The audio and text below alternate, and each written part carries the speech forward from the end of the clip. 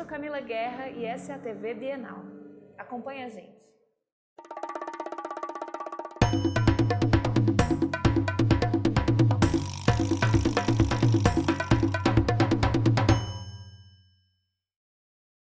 Professor, ilustrador e autor de histórias de quadrinhos, o Marcelo de Salete ele estudou design gráfico, ele também foi graduado em artes visuais e é mestre em história da arte, né? Dentre os seus diversos álbuns, eu destaco Cumbi, que foi agraciado com 3 indicações no HQ Mix de 2015 e recentemente ele ganhou o principal prêmio, a principal premiação de quadrinhos no mundo, que é o prêmio Eisner. Eisner, né, que fala? Isso, Eisner. Isso. E também o seu mais recente livro, é o mais recente, né, o Angola Janga? Isso. O seu mais recente álbum é o Angola Janga, uma história de Palmares, que retrata a história dos mocambos da Serra da Barriga. Para quem não conhece, é a história de Palmares, né, do quilombo de Palmares. E eu queria saber sobre esses 2 álbuns que eu falei agora, o Cumbi e o Angola Janga, que eles têm uma história em comum, né? A pesquisa é a mesma pesquisa que iniciou em 2004 e acabou se transformando nesses 2 álbuns, né? O Cumbi está aqui na minha mão, é uma recente edição, né? A mais recente edição pela editora Veneta. Tá. Bem, só uma pequena correção. O Cumbi ele foi publicado em 2014 aqui no Brasil, e aí depois foi publicado também em outros locais. A minha primeira publicação, que foi o livro Noite e Luz, aí sim é de 2008. Logo depois, em 2011, teve o livro Encruzilhada. Esses 2 primeiros trabalhos, eles são bem urbanos, falando muito sobre juventude negra e periférica numa grande cidade como São Paulo. E aí depois, em 2014, veio o Cumbi e o Angola Janga em 2017. Esses últimos trabalhos aí sim são mais históricos, falando do Brasil colonial, principalmente ali do século XVII, por volta de 1650, na segunda metade de 1600, lá na região da antiga capitania de Pernambuco. Esse é o ambiente desses 2 livros. As pesquisas começaram há bastante tempo. Em 2004 foi quando eu tive a primeira leitura falando sobre o período colonial. Era um curso que eu estava fazendo sobre o Brasil colonial e enfocando principalmente a participação da população negra, vendo os acontecimentos em relação à população negra que, de certo modo, ajuda a gente a entender o Brasil como um todo. Dentro disso, a gente estudava os principais traços dessas culturas, mas, claro, também muito sobre o Brasil colonial e também sobre escravidão. Aos poucos eu fui chegando em alguns textos muito interessantes que falavam sobre esse período, mas não apenas a partir dos números, dos 12 milhões de africanos que vêm para a América, não é? Dos 5 milhões de africanos que vêm para o Brasil, e essa é a estimativa oficial, provavelmente foi muito maior. Mas aí, aos poucos eu fui chegando então em alguns textos que falavam de casos específicos desses africanos que estavam aqui. Muitos conflitos com os senhores e até entre eles mesmos. E aos poucos eu achei que eram as narrativas mais interessantes para se falar do Brasil colonial, colocando esses personagens como protagonistas e chegando a partir da ficção, tentando se aproximar, compreender um pouco aquele período, aquele momento. A partir daí foi uma pesquisa extensa e no meio do caminho, tudo isso era para fazer o livro Angola Janga, foi publicado no ano passado, só que o Angola Janga já é um livro grande, tem 400 páginas, e aos poucos eu vi que estava ficando um pouco grande demais, e tinha algo forte nessas primeiras histórias que eu fiz, que não era diretamente sobre Palmares, mas sobre o ambiente do Brasil colonial e escravidão, e desse protagonismo negro. E aí eu resolvi separar essas histórias, são 4 histórias, uma chamada de Calunga, a outra Sumidouro, a terceira Cumbi, que é o nome do livro, e a quarta Malungo, e cada uma delas falando sobre uma perspectiva diferente, mas desses escravizados dentro daquele ambiente colonial e escravista. E como é nessas histórias retratar esse protagonismo negro dentro de um Brasil colonial? Como você acha que as suas narrativas em quadrinhos, elas contribuem para a formação de uma nova identidade muito mais afirmativa e muito mais condizente com a ancestralidade, com essa força ancestral, do que essa herança colonial, viciada, simbólica, essa violência simbólica que a gente sofre desde criança, quando nas escolas, a gente, por não ter acesso à história da cultura africana e afro-brasileira, é tudo sempre sobre o ponto de vista branco, né? Então, como essa contribuição, como você enxerga a sua produção? Inicialmente, eu tive muito medo até de tocar nessas histórias, de criar essas narrativas, porque de algum modo algo dizia ali que eu poderia fazer algo e ser mal compreendido. Mas aos poucos, depois que o livro saiu, eu vi as pessoas lendo, vi que as pessoas estavam lendo dentro do contexto que eu imaginava, não é? E é claro que as leituras são muito abertas, mas chegou próximo do que eu queria.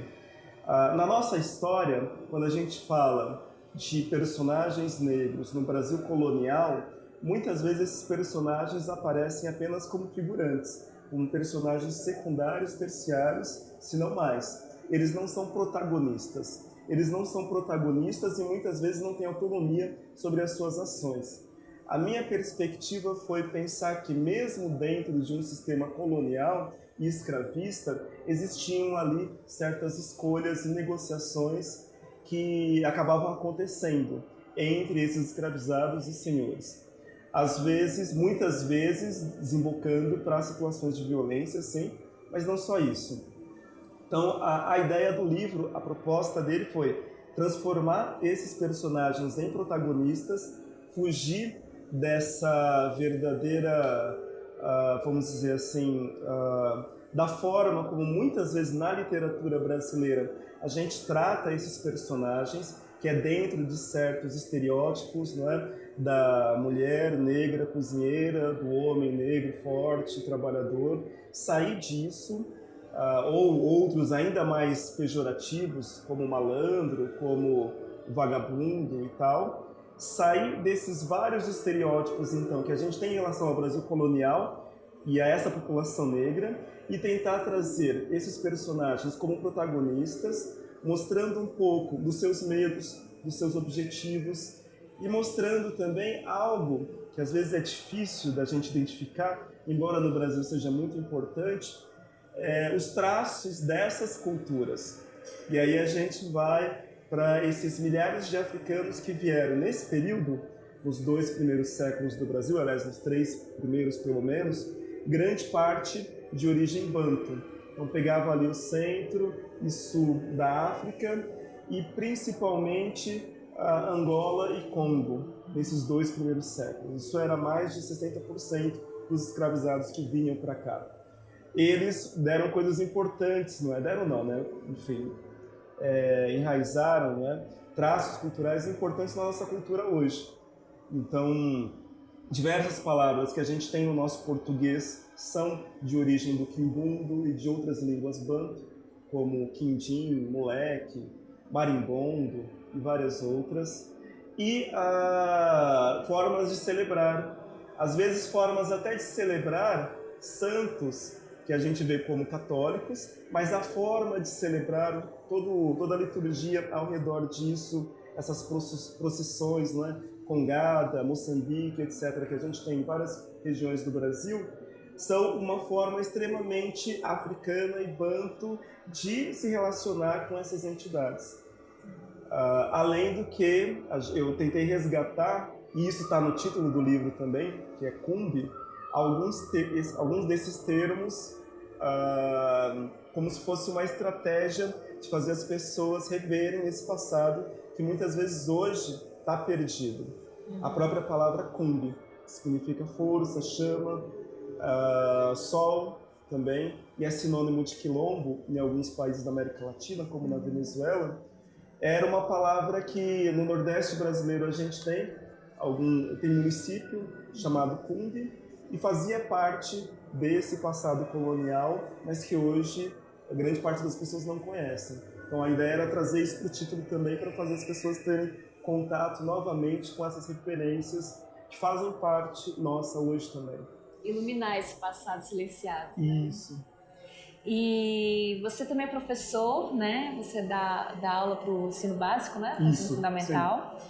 E você utiliza os quadrinhos nas suas disciplinas, né? Sim, sim. Em alguns momentos a gente faz algumas atividades envolvendo quadrinhos. Inicialmente eu entrego para eles diversos livros, não é? O meu acaba estando lá no meio porque eles sabem que eu faço. Muitas vezes perguntam, e o seu trabalho, não sei o quê. Mas eu procuro trazer toda uma gama de quadrinhos, muitos quadrinhos brasileiros e alguns fora do Brasil também, refletindo sobre história ou sobre a nossa sociedade atual. A gente faz um primeiro momento que é de leitura desses quadrinhos, é uma coisa muito interessante, eles se interessam demais Sim, né? por ler quadrinhos e em sala de aula e em trocar informação sobre isso. E aí depois a gente tem um segundo momento que é produzir também histórias em quadrinhos, aí já mais voltado para as experiências deles dentro do espaço escolar ou mesmo fora da escola. Mas como transformar isso em histórias em quadrinhos. E aí a gente fala muito sobre o formato das histórias em quadrinhos, o que é necessário para você criar uma boa história, né, em relação de texto com imagem, e aí vai longe.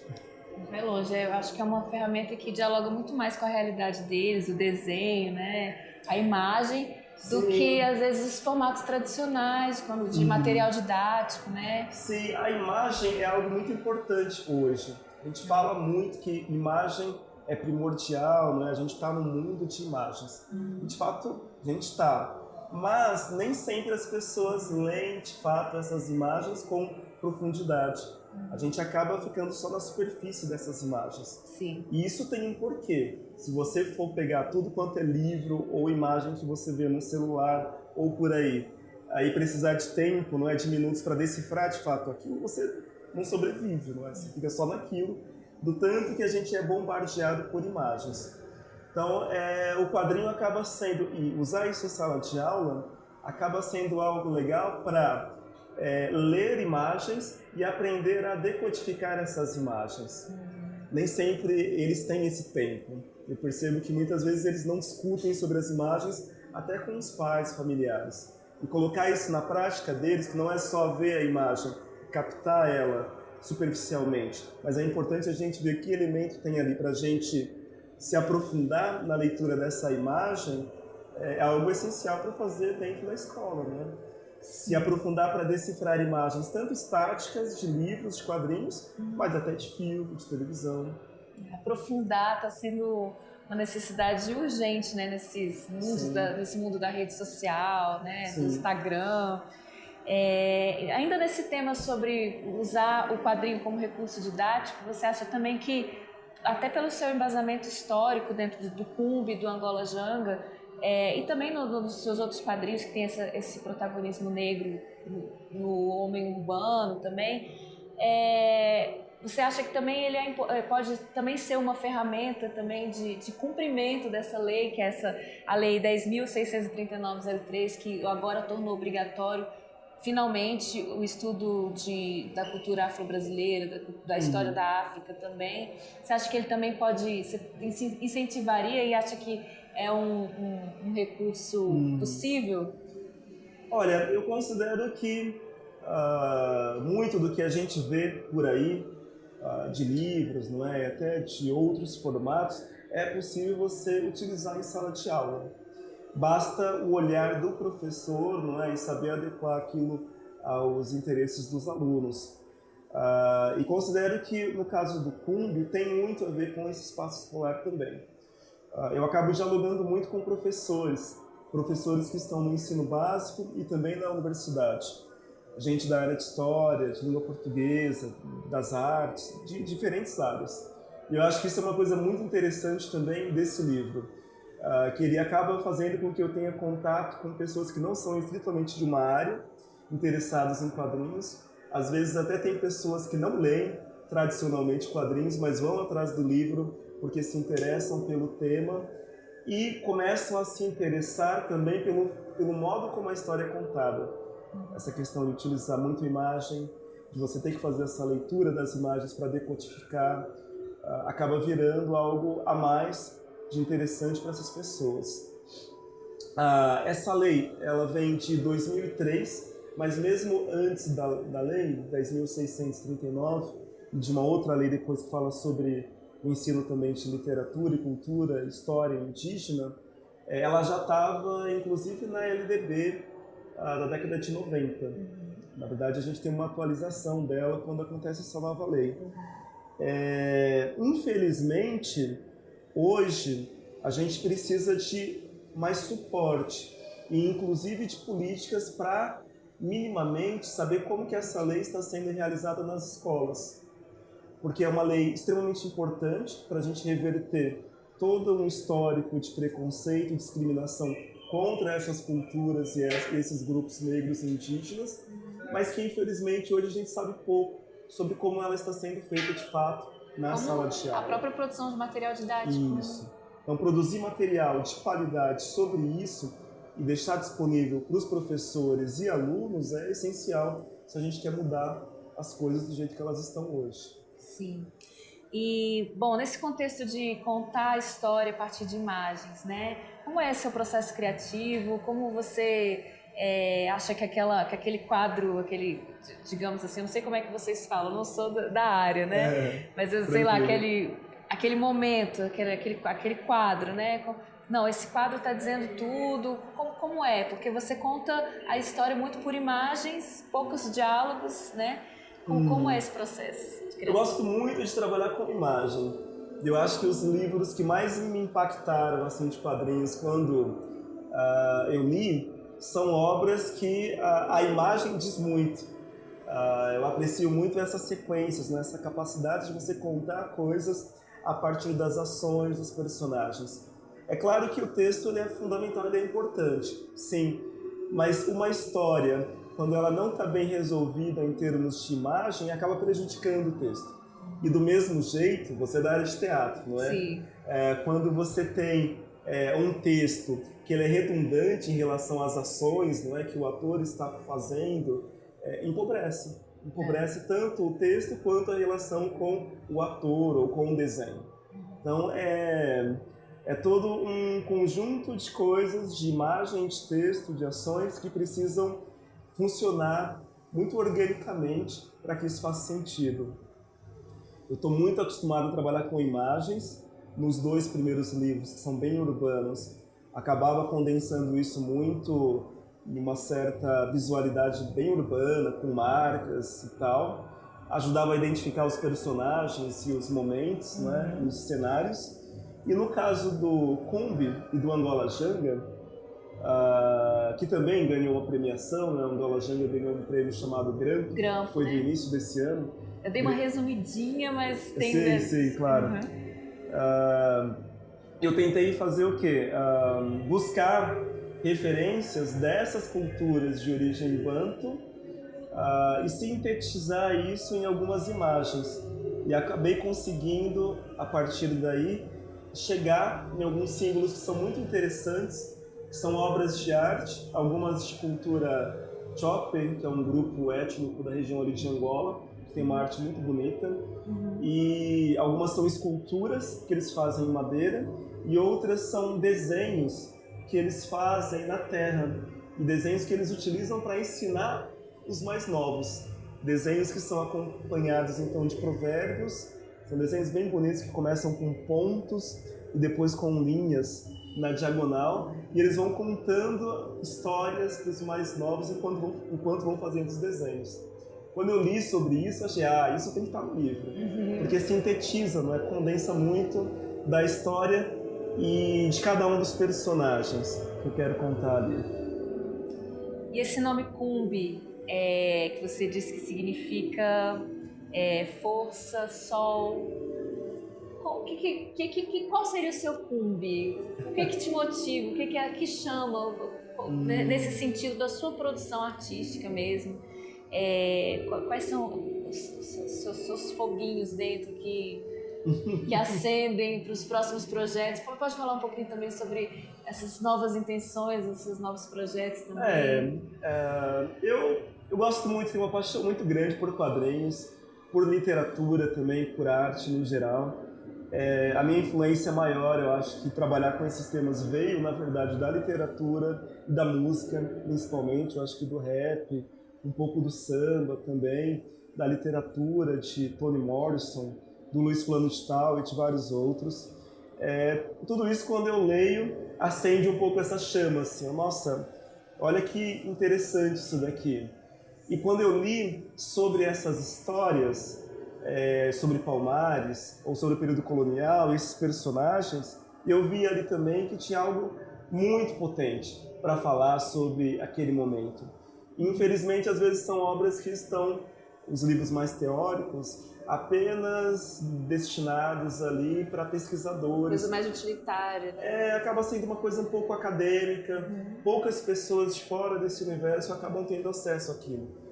Então, muito do que eu tentei fazer foi trazer um pouco desse universo, criando novas ficções a partir disso, no formato de histórias em quadrinhos. A partir disso surgiu o Cumbi, o Angola Janga, que é de 2017, livro que já está sendo traduzido fora do Brasil também. Saiu no ano passado aqui no Brasil, no começo do ano saiu na França, e a gente já está trabalhando em outras traduções. Então dá para ver que existe um público interessado nessas histórias, existem pessoas que querem conhecer o Brasil, às vezes para além de certos estereótipos que aparecem nas novelas ou em alguns outros tipos de narrativas mais convencionais. E essas obras, assim como de outros quadrinistas que estão publicando fora, acabam virando referências importantes. Agora eu estou num momento um pouco de transição, estudando outros temas. Pretendo lançar um livro, mas daqui a algum tempo, daqui a alguns anos, demora um tempo até elaborar tudo, né? Desde o roteiro até fazer o desenho. Mas vamos dizer assim que voltei para um momento de pesquisa e estou aí selecionando algumas ideias. Ótimo. Bom, para finalizar, eu queria te fazer uma última pergunta. Na verdade, eu queria que você falasse sobre uma dessas histórias, dessa pesquisa, uma dessas histórias que te motivou.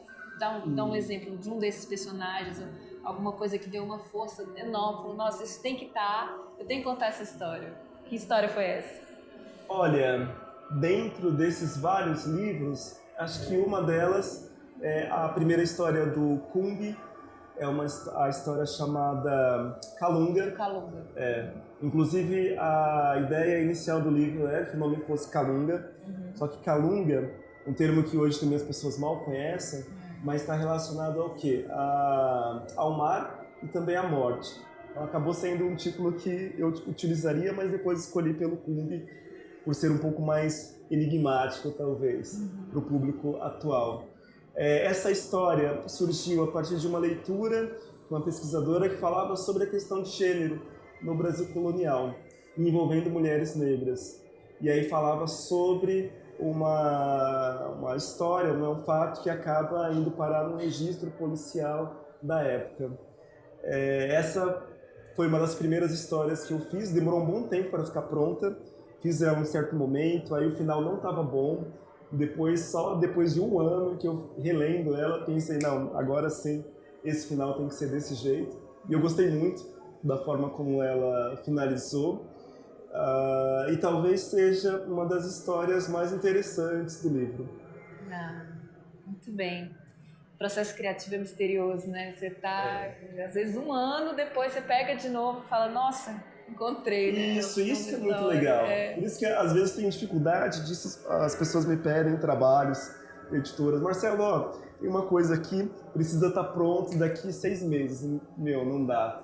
Eu não Inspiração consigo. com hora marcada é difícil, né? Não, e nem é tanto essa questão de inspiração, porque às vezes eu demoro muito na hora de...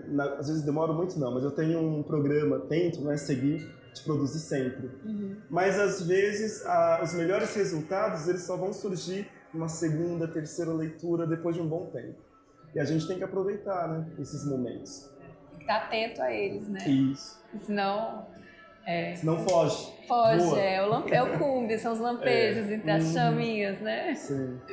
Tá ok, muito obrigada, Marcelo, bem-vindo, vida longa ao cumbi, parabéns pelas suas premiações, pela sua trajetória. Obrigado para vocês, obrigado pelo convite também.